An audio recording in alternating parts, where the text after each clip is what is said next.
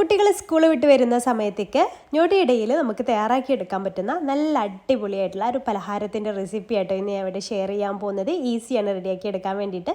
അപ്പോൾ അതെങ്ങനെയാണെന്ന് നോക്കാം. ആദ്യം നമുക്കൊരു പാൻ വെച്ച് ചൂടായ ശേഷം അതിലേക്ക് ഒരു 2 ടേബിൾ സ്പൂൺ നെയ്യ് ഒഴിച്ചു കൊടുക്കാം. നമ്മൾ പഴം വെച്ചിട്ടാണ് ഈ ഒരു പലഹാരം തയ്യാറാക്കി എടുക്കുന്നത് കേട്ടോ. അപ്പോൾ അതിന് വേണ്ടിയിട്ട് ആദ്യം ഒരു കൂട്ട് റെഡിയാക്കി എടുക്കണം.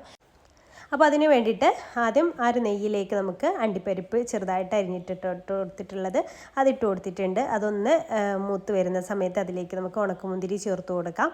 അതൊന്ന് റോസ്റ്റ് ചെയ്തെടുക്കാം.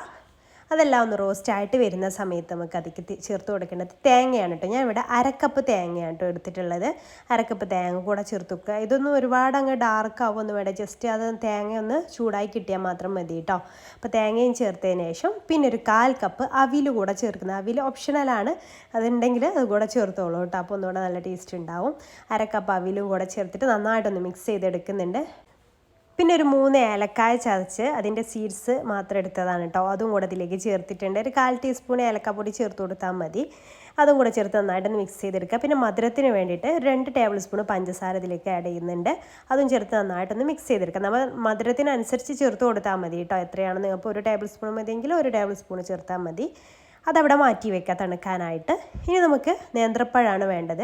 ഞാനിവിടെ 3 ചെറുതാണ് കേട്ടോ. ഇത് വലിയ വലുപ്പമുള്ളതല്ല. 3 എണ്ണം എടുത്തിട്ടുണ്ട്. 3 നേന്ത്രപ്പഴം എടുത്തിട്ടുണ്ട്. അപ്പോൾ വലിയ നേന്ത്രപ്പഴമൊക്കെ ആണെന്നുണ്ടെങ്കിൽ 2 എണ്ണം എടുത്താൽ മതി. അതൊരു മിക്സിയുടെ ജാറിലേക്ക് അങ്ങനെ ഇതുപോലെ ചെറിയ പീസായിട്ട് കട്ട് ചെയ്തിട്ട് ഇട്ട് കൊടുക്കാം. പിന്നെ 2 മുട്ട ചേർത്ത് കൊടുക്കാം. പിന്നെ 2 ഏലക്കായുടെ സീഡ്സും കൂടെ ഇട്ട് കൊടുക്കുന്നുണ്ട് കേട്ടോ ഇതിലേക്കും. അത്രയായി കഴിഞ്ഞാൽ പിന്നെ മധുരത്തിന് ആവശ്യമായിട്ടുള്ള പഞ്ചസാര ചേർക്കാം. ഞാനിവിടെ ഒരു 1/4 കപ്പ് പഞ്ചസാരയായിട്ടോ എടുത്തിട്ടുള്ളത്. അപ്പം നമ്മുടെ പഴത്തിൻ്റെ മധുരത്തിനനുസരിച്ച് എടുക്കാം. 3 ടേബിൾ സ്പൂണൊക്കെ മതിയെങ്കിൽ അത്ര എടുത്താൽ മതി. പിന്നെ ഒരു 1/4 കപ്പ് പാലും ചേർത്തിട്ട് നന്നായിട്ട് ഇതുപോലെ ഒന്ന് അടിച്ചെടുത്തിട്ട് കൊണ്ടുവരാം. ഈ രീതിയിലാണ് നമുക്ക് കിട്ടേണ്ടത്. ഇനി നമുക്കിത് തയ്യാറാക്കി തുടങ്ങാം. അപ്പോൾ അതാ ഒരു പാൻ വെച്ചിട്ടുണ്ട്. ആ പാനും ചൂടാവുമ്പോൾ അതിലേക്ക് കുറച്ച് നെയ്യ്, 1 ടീസ്പൂൺ നെയ്യ് ഒഴിച്ചിട്ട് എല്ലാ ഭാഗത്തേക്കും ആ നെയ്യ് ഒന്ന് സ്പ്രെഡാക്കി കൊടുക്കുക. അതിനുശേഷം അടിയിലൊരു പാൻ വെച്ചിട്ടുണ്ട് കേട്ടോ. പഴയൊരു പാൻ വെച്ചിട്ടുണ്ട് അടി കരിയാതെ വെക്കാൻ വേണ്ടിയിട്ട്. എന്നിട്ട് ആ ബാറ്ററിൽ നിന്ന് കുറച്ച് പകുതി ഇതിലേക്ക് ഒഴിച്ചിട്ട് 1 മിനിറ്റ് അടച്ച് വെച്ചിട്ട് ഒന്ന് വേവിച്ചെടുക്കുക. അതിനുശേഷം 1 മിനിറ്റ് വെച്ചാൽ മതി കേട്ടോ. അതിനുശേഷം ഈ ഒരു തേങ്ങ വെച്ചിട്ടുള്ള മിക്സ് ഉണ്ടല്ലോ, ആ ഒരു കൂട്ട് ഇതിൻ്റെ മുകളിൽ മുഴുവനായിട്ട് അങ്ങ് ഇട്ട് കൊടുക്കാം. അതിനുശേഷം ബാക്കിയുള്ള മാവ് ഇതിൻ്റെ മുകളിലായിട്ട് ഫുള്ളായിട്ട് കവർ ചെയ്യുന്ന രീതിയിൽ ഒന്ന് സ്പ്രെഡ് ചെയ്ത് കൊടുക്കുക. ഇതിന് ഒരുപാട് വലിയ പാൻ എടുക്കരുത് കേട്ടോ. ഈ ഒരളവ് വെച്ചുണ്ടാക്കുക എന്നുണ്ടെങ്കിൽ ചെറിയ തവ എടുത്താൽ മതി ഇതുണ്ടാക്കിയെടുക്കാൻ വേണ്ടിയിട്ട്. വലിയ പാനൊക്കെയാണ് എടുക്കുന്നതെന്നുണ്ടെങ്കിൽ വലിയ പഴമൊക്കെ അളവൊക്കെ കൂട്ടേണ്ടി വരും കേട്ടോ. അപ്പോൾ ഇതായി വന്നിട്ടുണ്ട്. ഒരു 15 മുതൽ 20 മിനിറ്റ് കൊണ്ട് തന്നെ ഇതായി വരും കേട്ടോ. അപ്പോൾ ഒരു സൈഡ് ആയതിനു ശേഷം നമുക്ക് വേറൊരു പാനിൽ നെയ്യ് തടവിയിട്ട് അതിലേക്ക് മറിച്ചിട്ട് കൊടുക്കാം. എന്നിട്ട് അതും ഒന്ന് ജസ്റ്റ് ഒന്ന് ഗോൾഡൻ കളറാക്കി കൊടുക്കാം കേട്ടോ.